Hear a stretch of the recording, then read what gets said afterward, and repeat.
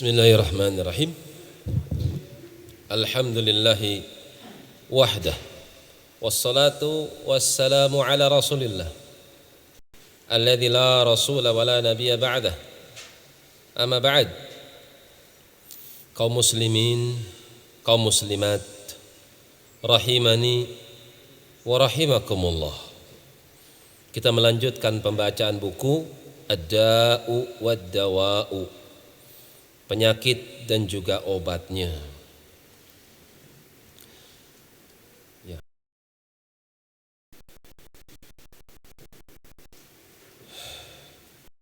Sampai pembahasan tentang kesyirikan.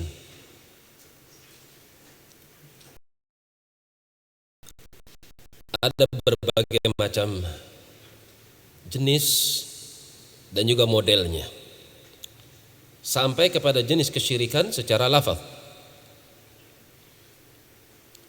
Dengan lafaz yang dia ucapkan, dengan ucapan yang dia ucapkan dengan lisannya, bisa dia terjatuh kepada kesyirikan. Di antaranya ketika seorang mengatakan, saking takjubnya, bangganya terhadap sesuatu, terhadap tokoh yang dia agungkan, kadang gak sengaja dia ucapkan Masya Allah. Ini semua terjadi karena kehendak Allah dan kehendak kamu. Ini bahaya, mensejajarkan Allah dengan makhluk, yaitu syirik. Taswiyatullah bi ghairillah fi makhtassa billah, menyamakan antara Allah dengan makhluk terhadap perbuatan khusus milik Allah. Yang mengatur alam Allah, yang menentukan berhasil atau enggak berhasil Allah. Terus dia tetapkan manusia seperti perbuatan Allah. Ketentuan berhasil dia sandingkan kepada makhluk, maka dia terjatuh pada kesyirikan secara lafaz. Contoh, semua terjadi karena Allah dan karena kamu. Kata penulis di sini, wa hadza ma'a anna Allah qad athbata lil 'abdi masyiatan. Padahal di dalam Al-Qur'an Allah menetapkan manusia memang punya kehendak. Allah punya kehendak, manusia juga punya kehendak. Liman syaa'a minkum an yastaqim. Siapa di antara kalian yang pengen, yang memiliki kehendak untuk berjalan di atas siratal mustaqim, silahkan tempuh jalan tersebut. Artinya manusia punya kehendak. Allah tidak mengingkari kalau manusia itu punya kehendak. Akan tapi bersama dengan itu, ketika kehendak Allah disejajarkan dengan kehendak manusia, maka itu adalah suatu kesalahan. Bahkan kesalahan yang fatal, kesyirikan. Ada seorang datang kepada Nabi saking bangganya, ingin memuji Nabi, disebabkan karena keberhasilan dakwah, keberhasilan perjuangan Nabi SAW di dalam mengembangkan, menerapkan, menyebarkan kalimat la ilaha illallah, membumikan la ilaha illallah. Akhirnya manusia masuk ke dalam Islam secara berbondong-bondong. Maka sahabat yang mulia ini mengatakan, Masya Allah wa syi'ta. Islam bisa merebak semua karena kehendak Allah dan kehendak engkau. Nabi marah ketika itu. Aja'altani lillahi niddan, apakah kau mau jadikan aku tandingan bagi Allah? Kul masya Allahu wahdah, jangan kau sandarkan aku dengan Allah, jangan posisikan aku dengan Allah, jangan samakan. Katakan semua terjadi karena kehendak Allah semata. Jadi dia menggunakan kata wa di sini, semua terjadi karena kehendak Allah dan kehendak kamu. Itu ada pensejajaran secara kalimat, dan ini tidak dibenarkan oleh Nabi sallallahu alaihi wasallam. Lihat bagaimana pengagungan Nabi kepada tauhid la ilaha illallah. Kapan seorang memasukkan, mendudukkan makhluk seperti kedudukan Allah, menyamai kedudukan Allah, maka Nabi segera akan meluruskannya. Itu tidak benar. Fa kaifa biman yaqulu ana mutawakkil 'ala Allah wa 'alaika. Kalau orang yang mengucapkan semua terjadi karena Allah dan kehendak engkau, ini sudah dikategorikan syirik. Lantas bagaimana dengan orang yang mengucapkan aku pasrahkan semua urusan aku kepada Allah dan kepada engkau? Tentu lebih parah lagi. Wa anna fi hasabillahi wa hasabik, aku ini tergantung dengan Allah, tergantung dengan ketentuan Allah dan ketentuan engkau. Ya tentu lebih dahsyat lagi. Wa mali ilallah wa ant, harta yang aku miliki itu semua datang dari Allah dan dari engkau. Itu pun tidak benar. Wa hadza minallah wa mink, semua karunia ini adalah karunia yang Allah berikan kepada saya dan karunia yang kau berikan kepadaku. Ini pun tidak benar. Wa hadza min barakatillahi wa barakatik, demikian pula ucapan seseorang ini semua berkah dari Allah dan berkah dari engkau. Ini pun tidak dibenarkan. Wa ma'allata wallahu li fis sama wa anta li fil ardi, Allah adalah penolongku dari langit sementara engkau penolongku dari bumi. Ini pun tidak benar.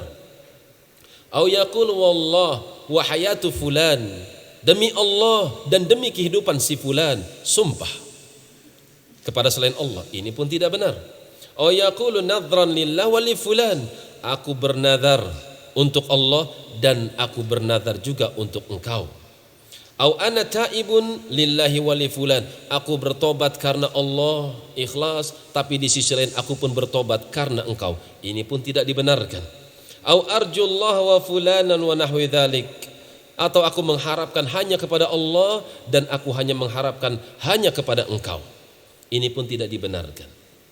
Fawazin baina hadhil alfadhi wa baina qaulil qail ma syaa Allah wa syi'ta thumma anzur ayyuhuma afhash. Kalimat-kalimat yang sudah saya ucapkan tadi, bandingkan dengan kalimat semua terjadi karena kehendak Allah dan kehendak engkau. Kalimat itu satu, bandingkan dengan kalimat-kalimat yang sudah kita katakan, aku bertawakal kepada Allah dan hanya bertawakal kepada engkau. Itu lebih mana yang lebih parah? Tentu yang kedua lebih parah. Yatabayyana laka anna qailaha aula bi jawabin nabi li qaili tilkal kalimah. Kalau Nabi dengar ada orang mengatakan aku bertawakal kepada Allah dan bertawakal kepada engkau manusia, tentu Nabi lebih marah lagi keadaannya. Wa nau idza kana qad ja'ala Allah atau ja'ala lillahi niddan biha fa hadza qad ja'ala min la yudani Rasulullah alaihi salatu wasallam fi syai'in min al-asya bal la'allahu ayakuna min a'da'ihi niddan li rabbil alamin. Kalau ada orang mengatakan semua terjadi karena Allah dan karena engkau, itu sudah dikategorikan sebagai syirik lafaz. Maka kalimat yang lebih dahsyat daripada itu tentu lebih besar kesyirikannya. Aku bertawakal kepada Allah dan kepadamu. Aku hanya minta pertolongan kepada Allah dan kepadamu. Ini kalimat yang tidak dibenarkan. Kalau ingin menyandarkan bahwasanya makhluk itu sebab, maka ganti katanya, kalimatnya diganti. Misalnya semua ini terjadi karena Allah dan usaha, itu ganti kalimatnya, jangan dan, kemudian usaha yang kau tempuh, maka yang demikian boleh. Aku bertawakal kepada Allah subhanahu wa ta'ala, kemudian aku wakilkan urusanku kepadanya, itu boleh. Lihat ya, cuma salah kata saja itu bisa masuk ke dalam sebuah hukum. Cuma ngomong dan kemudian itu beda. Kalau dan sejajar, kalau kemudian ada tenggang di situ. Ini pentingnya belajar. Jangan sampai kita mengucapkan suatu kalimat ternyata dihitung dosa menurut agama. Cuman kita nggak menyadari, kita ketawa, duduk, ngerasa kita sudah solih, kita sudah baik, ngerasa sudah jauh daripada dosa. Ternyata dia terjatuh kepada satu dosa dan dia tidak menyadarinya. Sementara dosa yang dia lakukan tergolong dosa besar. Meskipun namanya kecil, syirik kecil. Syirik kecil itu sama seperti dosa besar. Fasujud wal ibadah wa tawakkul wal inabah والتقوى والخشية والتحسب والتوبة والنظر والحلف والتسبيح والتكبير والتهليل والتحميد والاستغفار حلق الرأس خضوعا وتعبدا والطواف بالبيت والدعاء كل ذلك محض حق الله تعالى الذي لا يصلح ولا ينبغي لسواه من ولا ملك مقرب ولا نبي مرسل.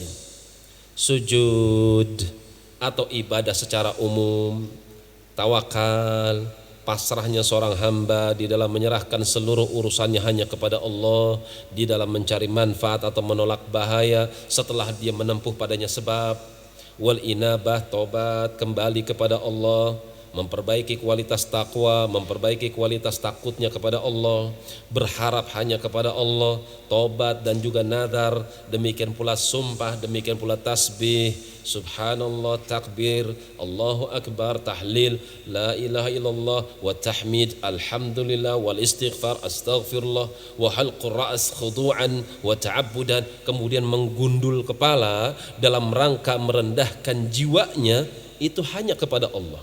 Wattawabil bait, demikian pula tawaf di bait, di dalam Ka'bah, tawaf di sisi Ka'bah itu harus diniatkan untuk Allah. Waddu'a, demikian pula doa. Semua contoh-contoh tersebut tidak berhak, tidak boleh, tidak layak diberikan kecuali hanya untuk Allah semata. Nggak boleh dia palingkan, meskipun dia palingkan kepada Jibril, malaikat yang paling dekat, atau nabi yang paling soleh, nabi yang paling dekat dengan Allah, nabi yang paling mulia di sisi Allah, Muhammad sallallahu alaihi wasallam, tetap nggak boleh.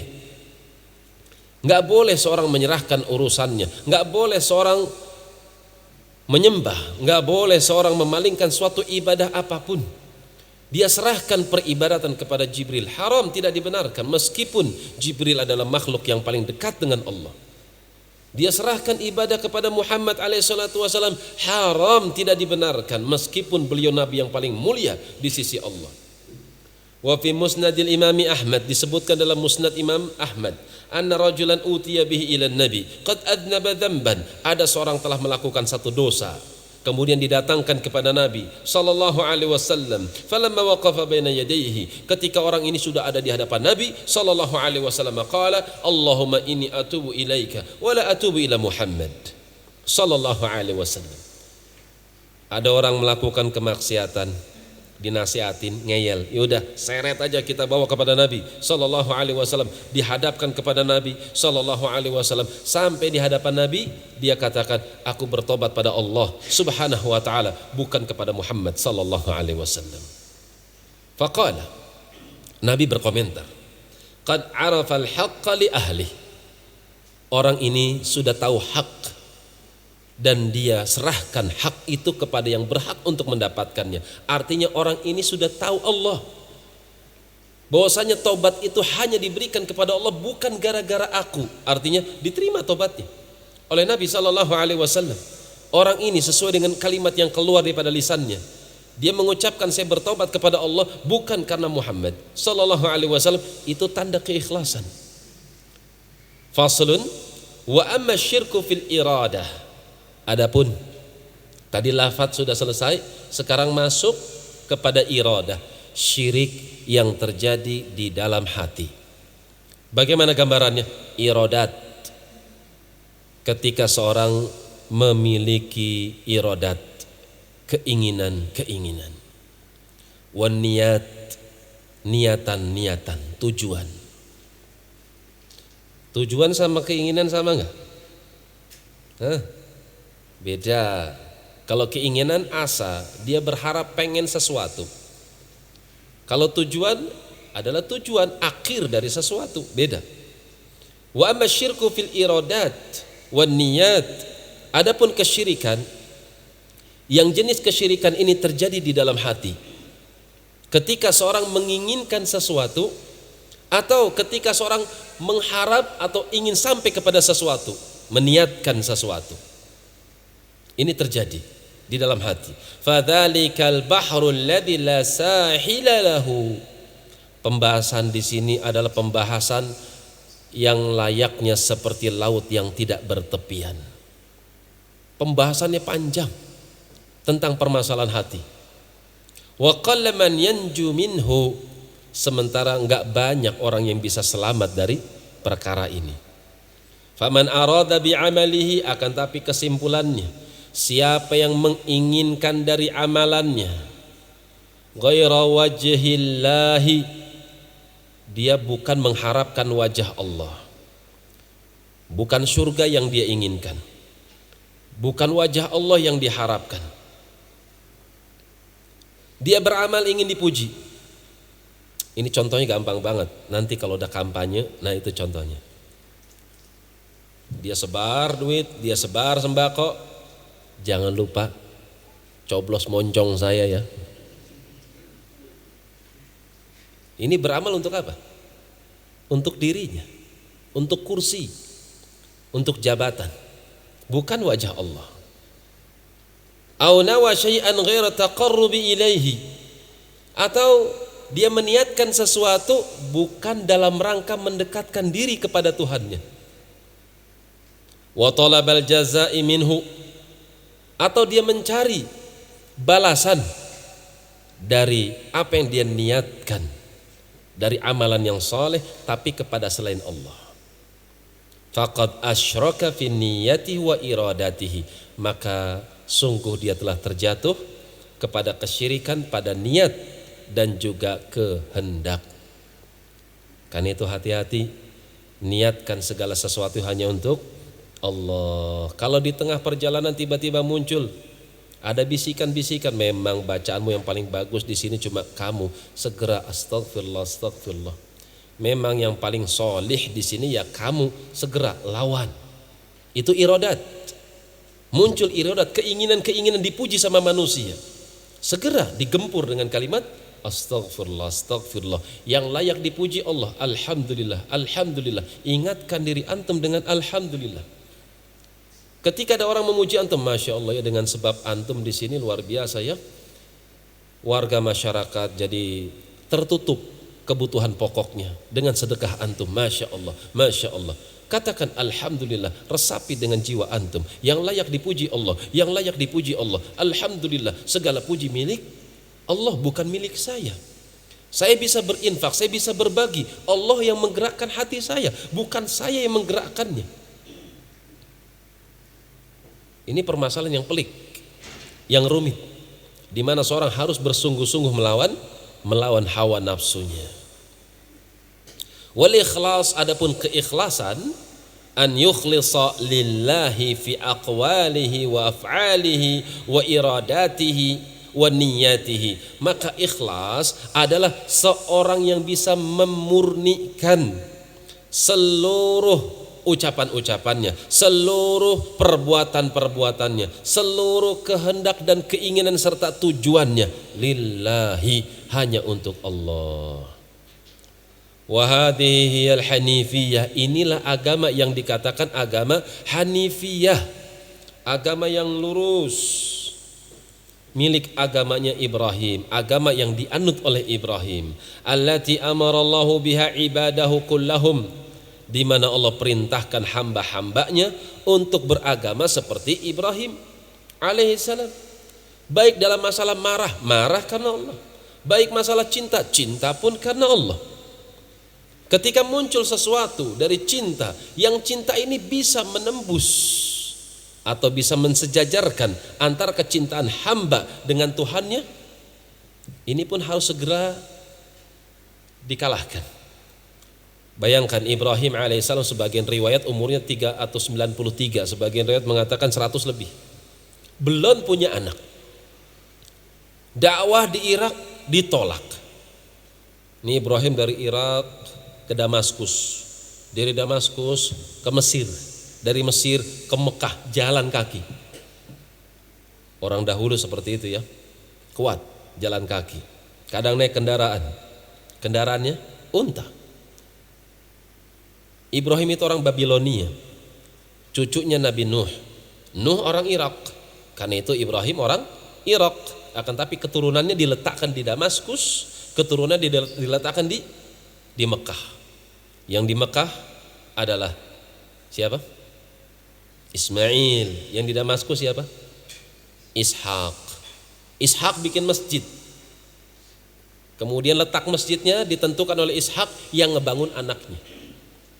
Yang ngebangun anaknya. Siapa anaknya Ishak? Bapaknya Yusuf, Yakub alaihissalam. Nah, Yakub bikin masjid di Damaskus.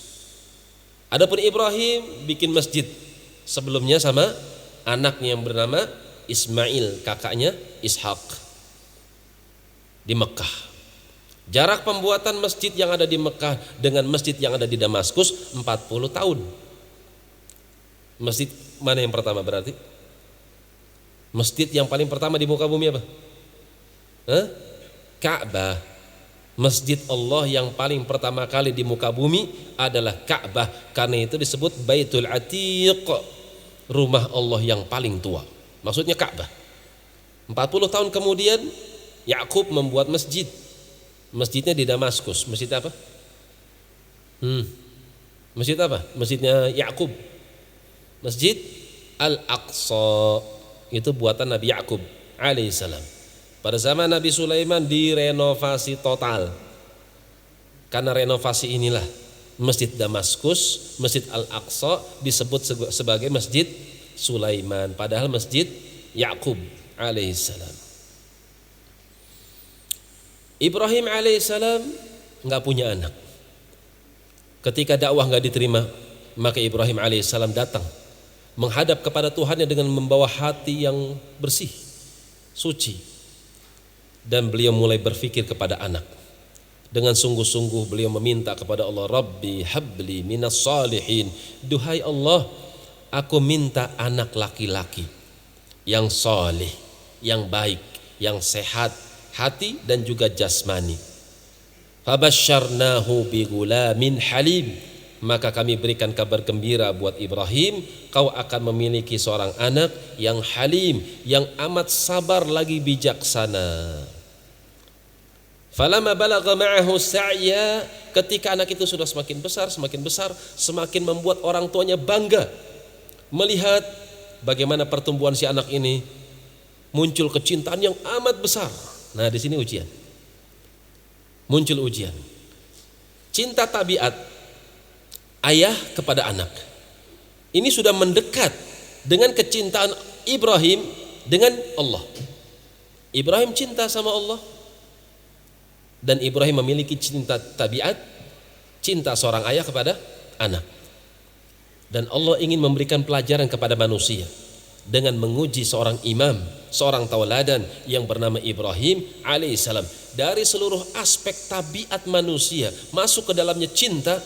Ternyata Ibrahim alaihissalam adalah seorang imam tauladan yang benar-benar lulus, yang bisa mengorban kecintaannya untuk mendapatkan kecintaan yang lebih besar. Siapa kecintaannya yang dikorbankan? Anaknya sendiri. Kenapa beliau korbankan anaknya sendiri? Karena ingin meraih kecintaan yang lebih besar. Teruji di situ. Suatu saat kita akan diuji.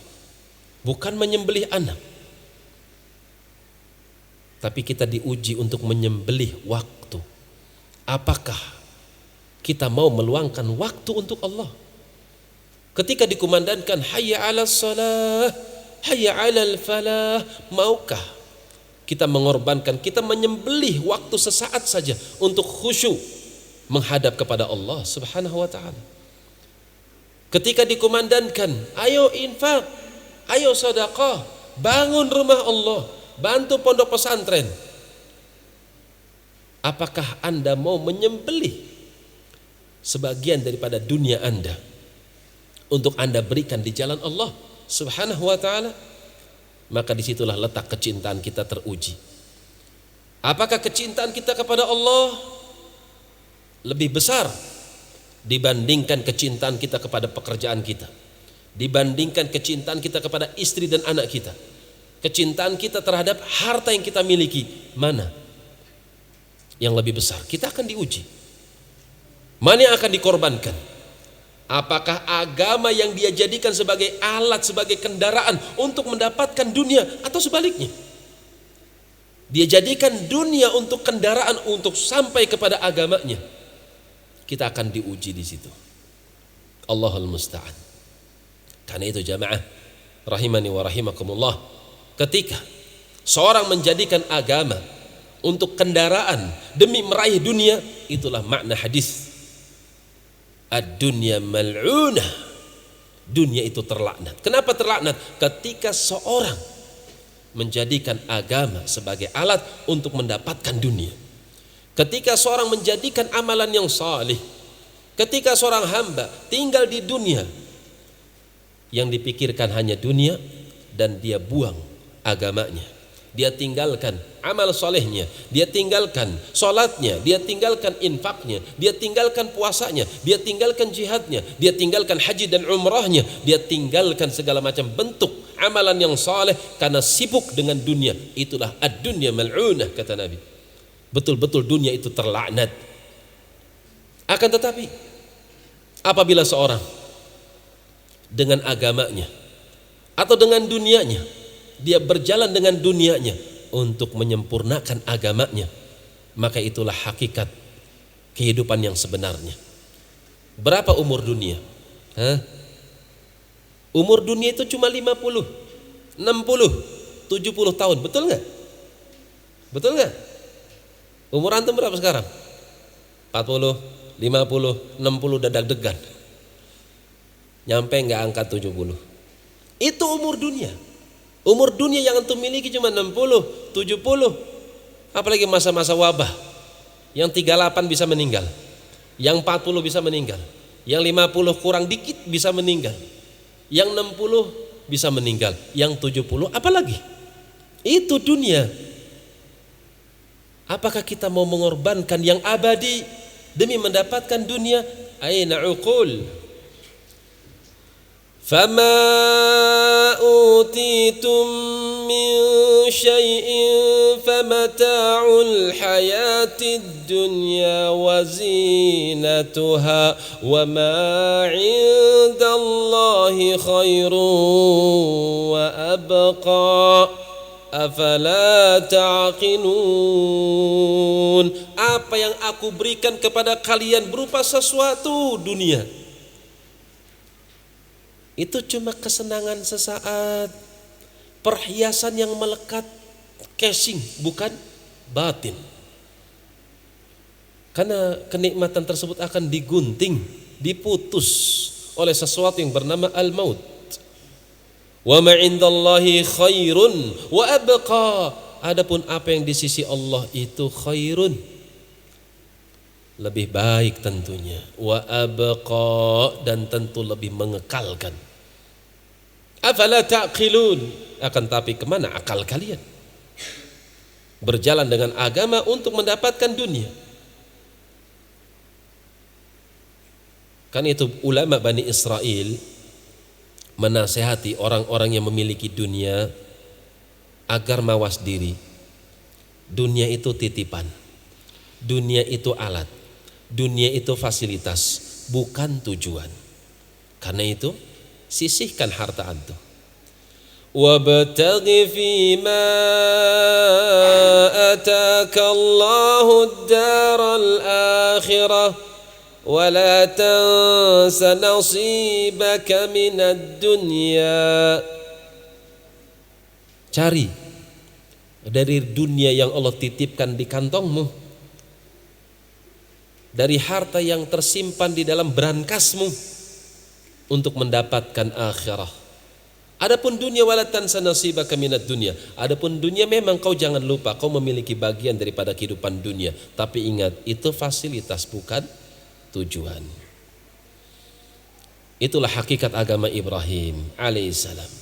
Agama yang lurus, agama yang mengajak agar menyerahkan seluruh macam peribadatan hanya untuk Allah semata. La yaqbalu min ahadin ghairiha.